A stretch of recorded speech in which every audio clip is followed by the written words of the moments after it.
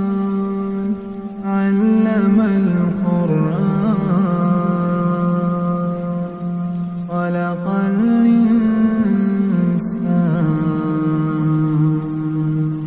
علمه البيان الشمس والقمر بحسبان والنجم والشجر يسجدان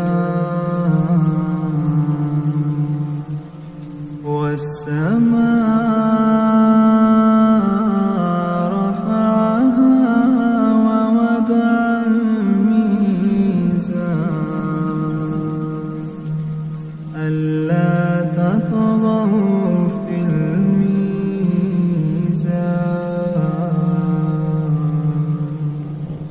وأقيموا الوزن بالقسط ولا تكسروا الميزان والأرض وضعها للأنام فيها فاكهة والنخل ذات الأكمام والحب ذو العصف والريحان فبأي آلاء ربكما تكذبان خلق الإنسان من صلصال كالفخار وخلق الجان من مارج من نار فبأي آلاء ربكما تكذبان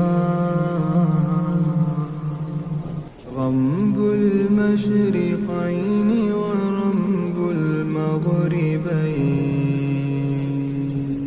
فبأي آلاء ربكما تكذبان مرج البحرين يلتقيان بينهما برزخ لا يبغيان فبأي آلاء ربكما تكذبان يخرج منهما اللؤلؤ والمرجان فبأي آلاء ربكما تكذبان وله الجوار المنشآت في البحر كالأعلام فبأي آلاء ربكما تكذبان كل من عليها فان كل من عليها فان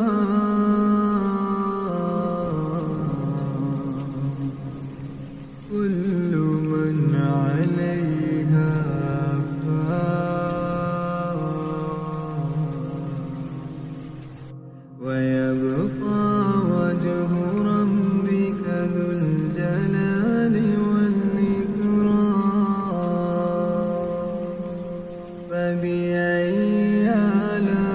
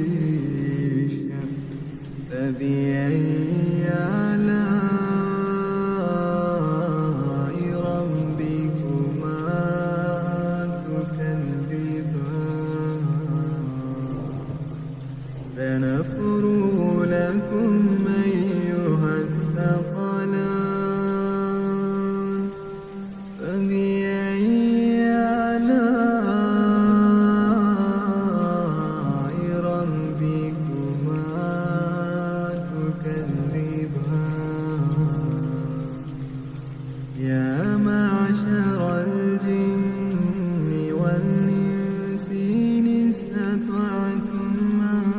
تنفذوا من أقطار السماوات والأرض فانفذوا لا تنفذون إلا بسلطان فبأي آلاء ربكما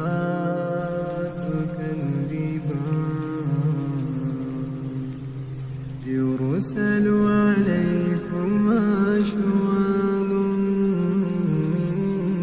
نار ونحاس فلا تنتصران فبأي آلاء ربكما تكذبان فإذا انشقت السماء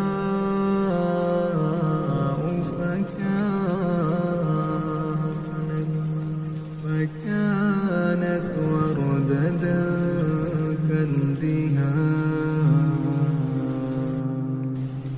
فبأي آلاء ربكما تكذبان فيومئذ لا يسأل عن ذنبه إنس ولا جان فبأي آلاء ربكما تكذبان يعرف المجرمون بسيماهم فيؤخذ بالنواصي والأقدام فبأي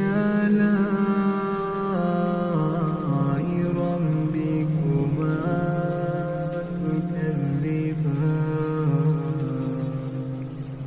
هذه جهنم التي يكذب بها المجرمون يطوفون بينها وبين حميم فبأي آلاء ربكما تكذبان ولمن خاف مقام ربه جنتان فبأي آلاء ربكما تكذبان ذواتا أفنان فبأي آلاء ربكما تكذبان فيهما عينان تجريان فبأي آلاء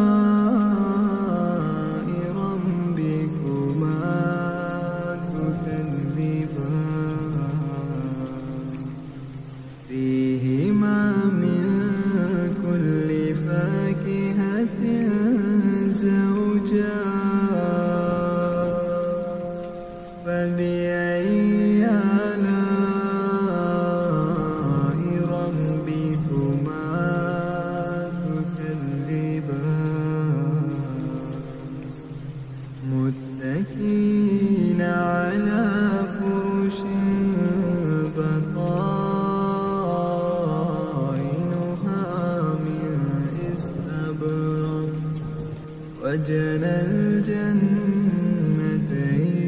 دار فبأي آلاء ربكما تكذبان فيهن قاصرات الطرف لم يطمثهن إنس قبلهم ولا جان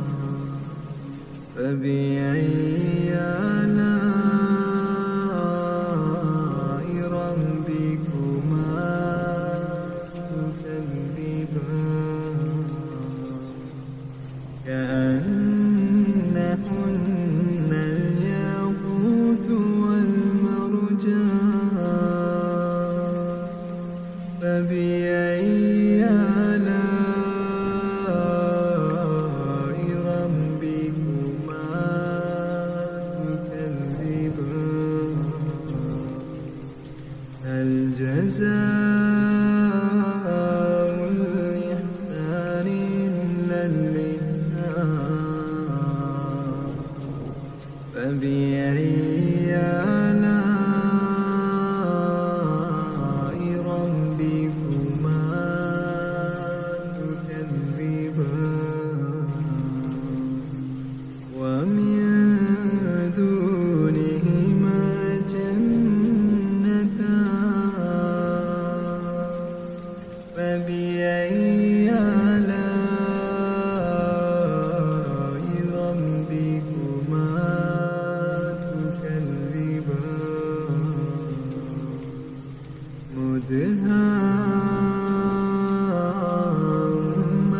مدهامتان فبأي آلاء ربكما تكذبان فيهما عينان نضاختان فبأي آلاء ربكما تكذبان فيهما فاكهة ونخل ورمان فبأي آلاء ربكما تكذبان فيهن خيرات حسان فبأي آلاء ربكما تكذبان حور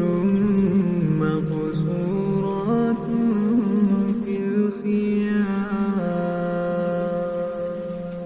فبأي آلاء ربكما تكذبان لم يطمثهن إنس قبلهم ولا جان فبأي آلاء ربكما تكذبان متكئين على رفرف خضر وعبقري حسان فبأي آلاء ربكما تكذبان تبارك اسم ربك ذي الجلال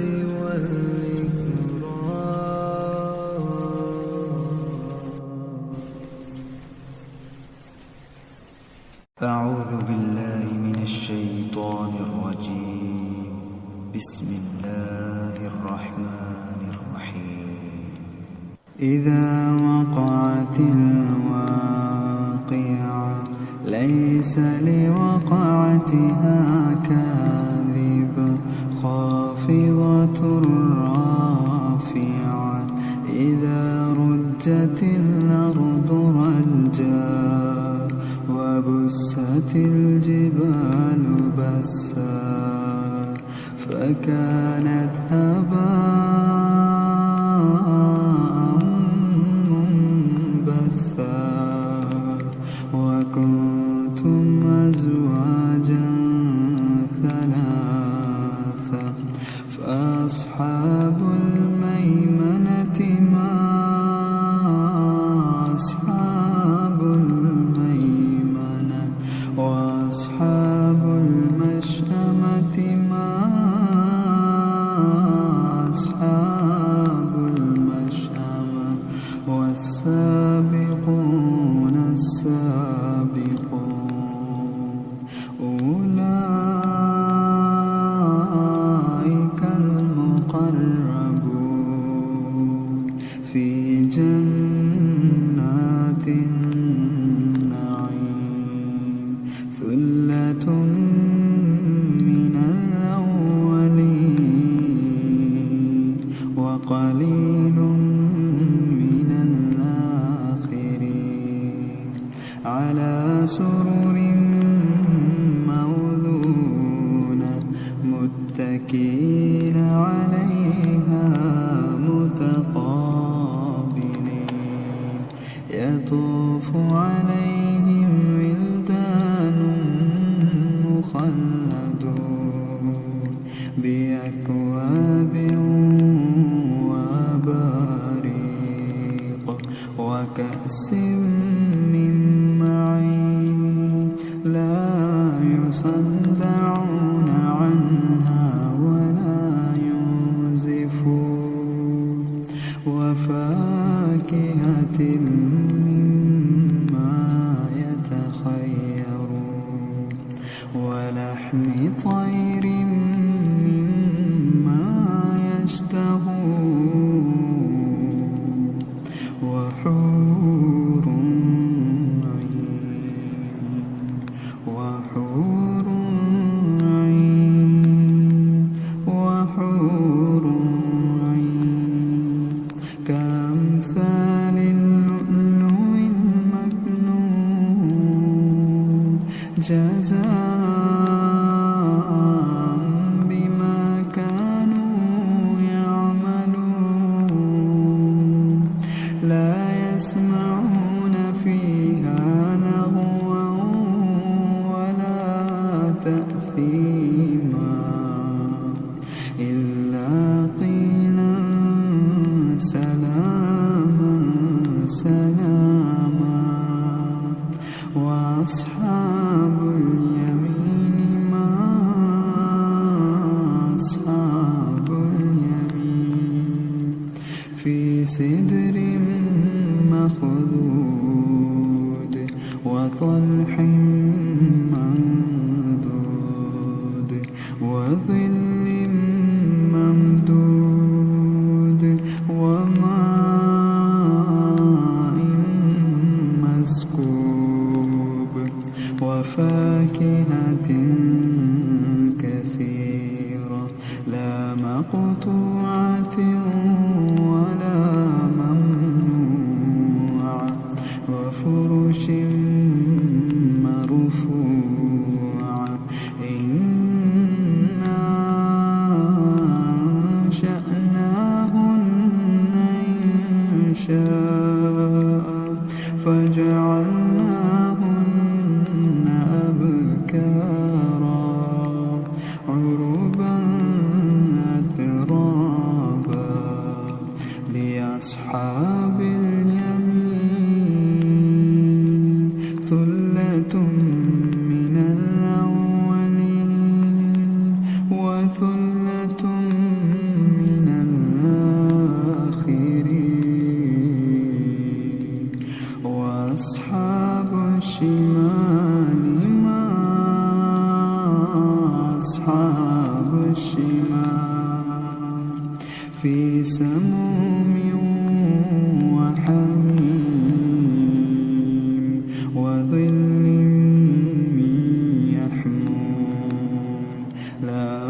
بارد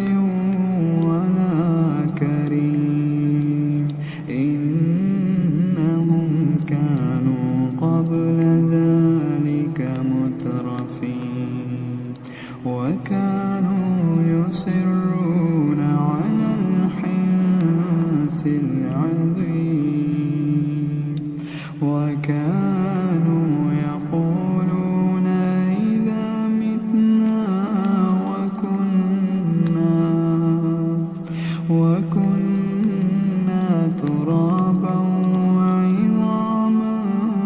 إنا لمبعوثون أو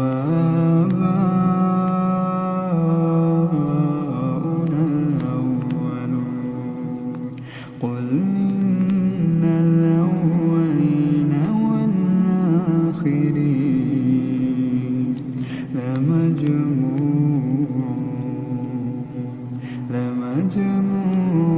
إلى ميقات يوم معلوم ثم إنكم أيها الضالون المكذبون لآكلون من شجر من زقوم فمالئون منها البطون فشاربون عليه من الحميم فشاربون شرب الهيم هذا نزلهم يوم الدين نحن خلقناكم فلولا تصدقون أفرأيتم ما تمنون أنتم تخلقونه أم نحن الخالقون نحن قدرنا بينكم الموت وما نحن بمسبوقين على أن نبدل أمثالكم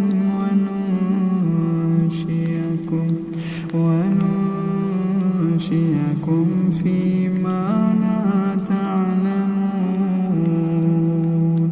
ولقد علمتم النشأة الأولى فلولا تذكرون أفرأيتم ما تحرثون أنتم تزرعونه أم نحن الزارعون لو نشاء لجعلناه حطاما فظلتم تفكهون إنا لمغرمون بل نحن محرومون أفرأيتم الماء الذي تشربون أنتم أنزلتموه من المزن أم نحن المنزلون لو نشاء جعلناه أجاجا فلولا تشكرون أفرأيتم النار التي تورون أنتم أنشأتم شجرتها أم نحن المنشئون نحن جعلناها تذكرة ومتاعا للمقوين فسبح باسم ربك العظيم فلا أقسم بمواقع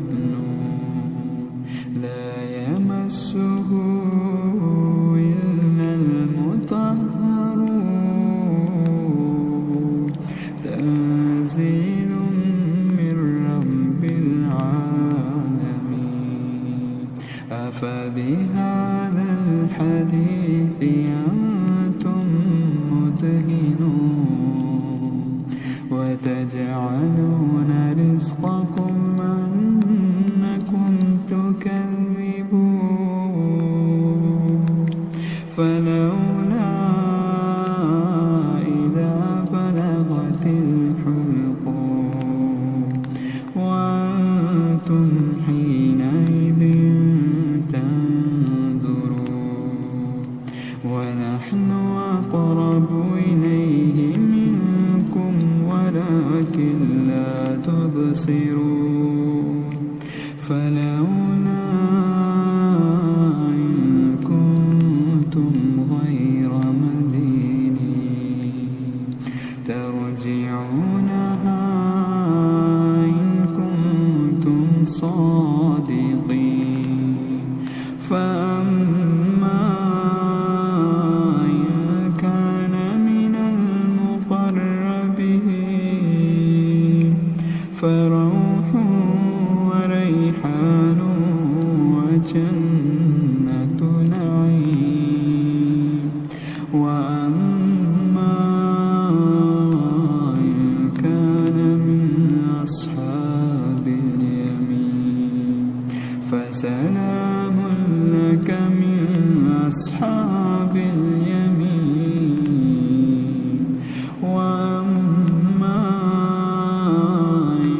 كان من المكذبين الضالين فنزل من حميم وتسلية جحيم إن هذا لهو حق اليقين فسبح باسم ربك العظيم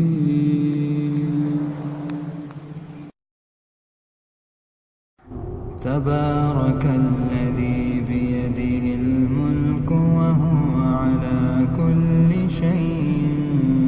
قدير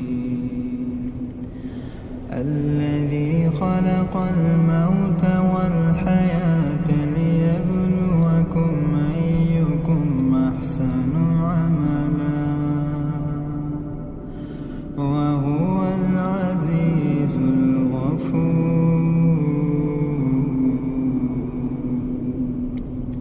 الذي خلق 7 سماوات طباقا ما ترى في خلق الرحمن من تفاوت فارجع البصر هل ترى من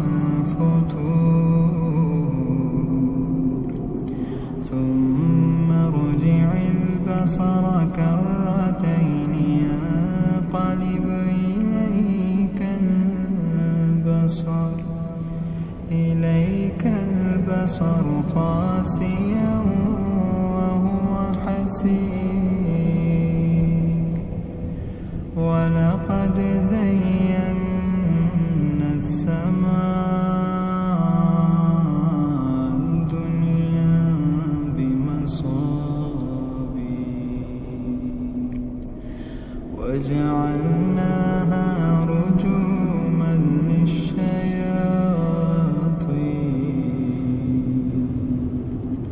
وأعتدنا لهم عذاب السعير وللذين كفروا بربهم عذاب جهنم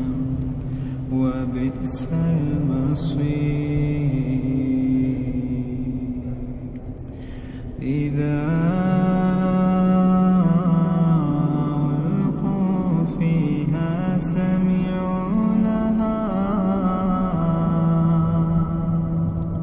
سمعوا لها شهيقا وهي تفور تكاد تميز من الغيظ كلما ألقي فيها فوج سألهم خزنتها ألم يأتكم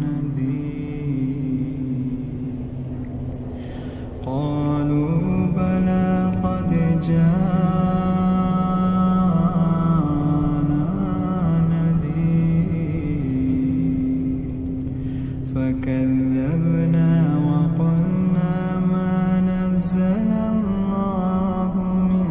شيء إن أنتم إلا في ضلال كبير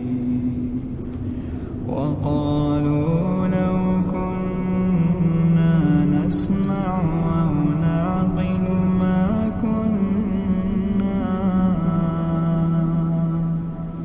ما كنا في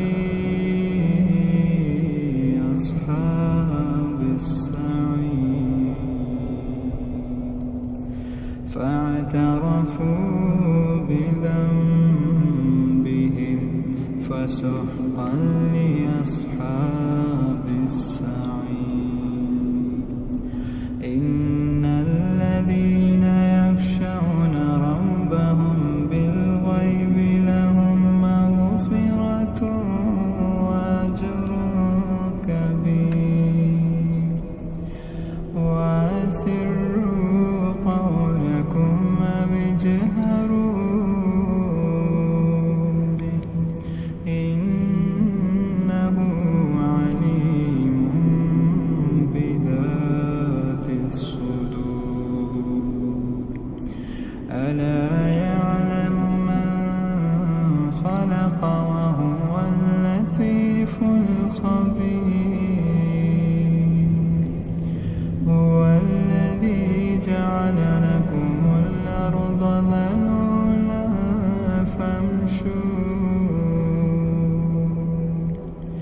فامشوا في مناكبها وكلوا من رزقه وإليه النشور أأمنتم من في السماء أن يخسف بكم الأرض فإذا هي تمور أم أمنتم من في السماء أن يرسل عليكم حاصبا فستعلمون كيف نذير ولقد كذب الذين من قبلهم فكيف كان نكير أولم يروا إلى الطير فوقهم صافات ويقبض ما يمسكهن إلا الرحمن إنه بكل شيء بصير أمن هذا الذي هو جند لكم ينصركم